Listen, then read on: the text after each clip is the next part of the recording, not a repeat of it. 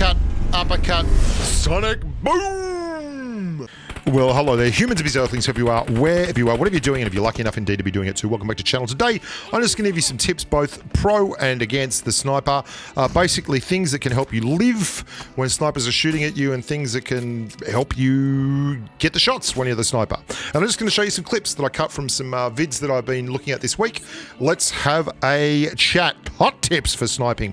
Number one is patience, setting up the shot. You want a good shot. You want a good, clean shot, your first shot, because if you don't get a good, clean shot and the player's good, they will run all over the place like a chicken that's had electrodes stuck up its date. So you can see there's a target. I'm not going to take a silly shot and waiting. Oh, he's running perfectly right to left.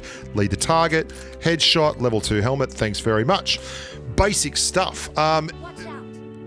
It's the same concept as when you're gatekeeping a zone. If you know where a player is going to be and a player is going to be coming into that position, then you can very, very easily set up for a shot like that. This leads me to something else. For God's sakes, if you have M416s and ARs, stop poking bolt-action rifles, especially if the squad you're poking has at least one or two AWMs, as is the case here. I think Killam's also got an AWM. Players are in love with the concept of M416 sprays like they're PMCO heroes. I understand that. It sells tickets, it puts bums on seats, but if your mate has just been armed and you are still poking rocks, then you are out of your mind. This is like Ace 4 on Asia. People love M416 sprays. They believe in M416 sprays. But if you're in a peak fight versus sniper rifles, for God's sakes, just stop. That is not an engagement you want to or need to take. In fact, it's the kind of engagement that will get you wiped. And I see this so often, both with people that I play with and people I play against, where they just don't understand the concept of that's a bad engagement. That is not an engagement that we have good odds in, unless the sniper is very, very bad or is in a really, really terrible position. And AWMs especially, like Kar98Ks and M24s, I mean, you can work around that a little bit, and if you've got a level 3 helmet, you can poke and get shots and actually make trades, and some people will even take their helmets off towards the end of a game so that they don't lose them and just get knocked and revived if there's no worries. But just don't take those engagements, they're bad. Other things like camping boxes. Honest to God, the amount of times people camp boxes with ARs, this guy on the right has to reload. I wait for him to start a reload animation. There you go. And then we just peek out and headshot him. I mean, obviously that was not a good play from him. But this next one is an illustration of more in line with what I'm talking about. And I've actually got 3 or 4 of these, but I won't show you. I'll only show you the 2. A lot of this happens on Erangel. People will camp crates, but they'll camp it with ARs. Again, what happens when someone picks up the AWM out of the crate and you're sitting there with an AR spamming away at range? I'll tell you what happens is you just get knocked the hell out and you get so flustered by that first shot you just lie down on the ground. Oh, that hurt. Okay, let's move onwards and upwards.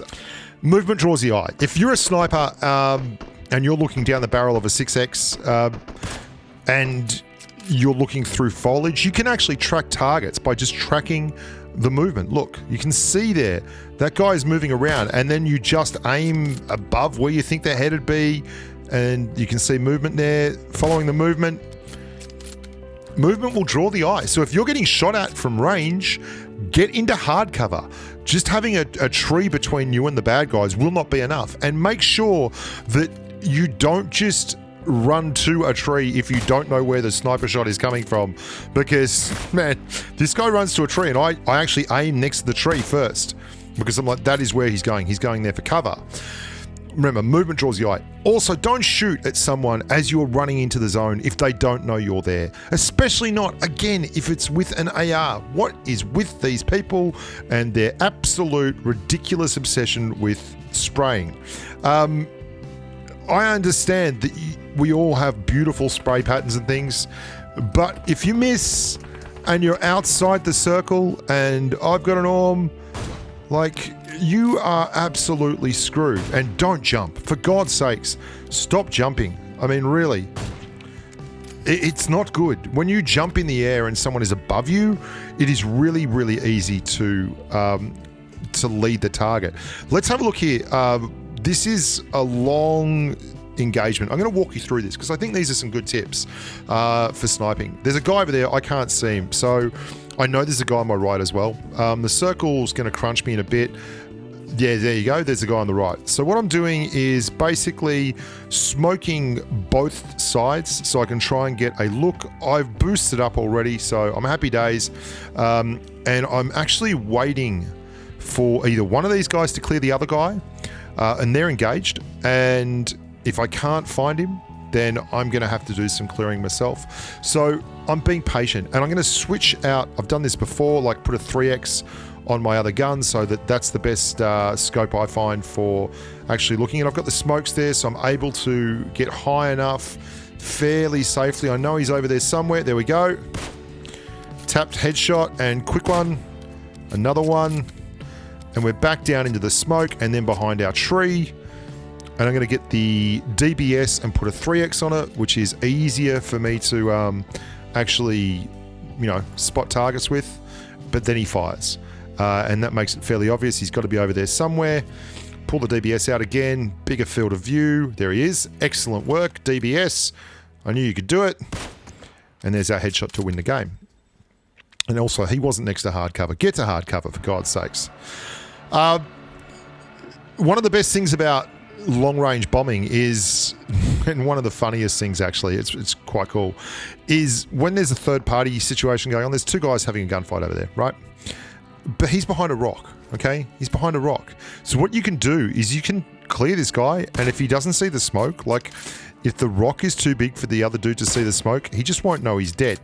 And then you get the second guy. So always clear the target that there's a lovely headshot, drifted right in, and then just a body shot to finish him. I think there's another one running in. I don't know if I hung around for that one when I edited it. Nope. So always clear the one that is invisible to the other dude, because a lot of people in the heat of the moment, they completely miss the kill feed and don't realize that the kill feed has said, oh, here's another guy. This is again, if you are poking and doing sprays with SCAR-Ls, M4s or anything like that, you better be doing it while wearing something other than a level 2 helmet. It's just insane. Stop it. Stop it. Stop it. Stop taking bolt action sniper rifle fights on against people with level 2 helmets, running around using ARs and DMRs, shooting uphill, all this kind of thing. Okay, finally, not finally. What should I shoot here? I shoot at the stairs where he has to go.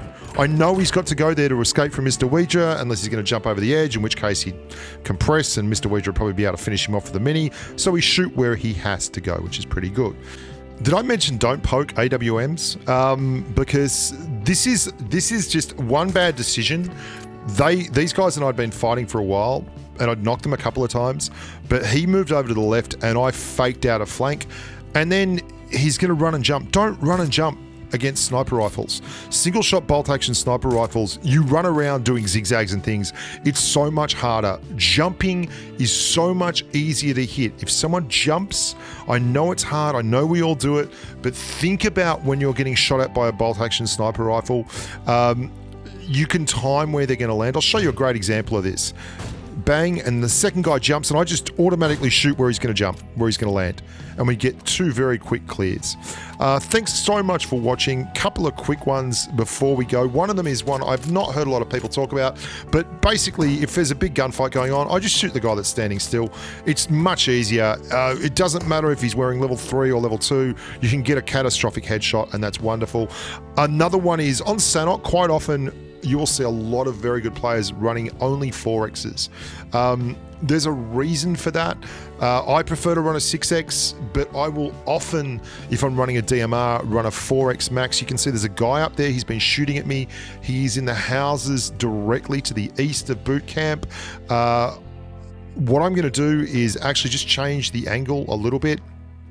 This guy has like an 8x scope, and because he is so zoomed in on that area there, he doesn't actually see me move. I'm outside the purview of his scope, and he gets the headshot. So it's well worth thinking about. Generally, if I'm running on Sanhok and I'm in the jungle and I'm not in boot camp, I'll run a 4x instead of an 8x or a 6x. It makes a lot of sense. And you watch some of the guys like Choco Taco and all that kind of thing play, they'll often run 4x's max on Sanhok as well. There's so much movement externally around the edges of the scope that you can miss a lot if you're running a 6 or an 8. Look after yourselves, boys and girls. Thank you so much for all the support. Thank you for getting me to 100,000 subscribers. And as always, stay safe on the battlefield. Bye for now.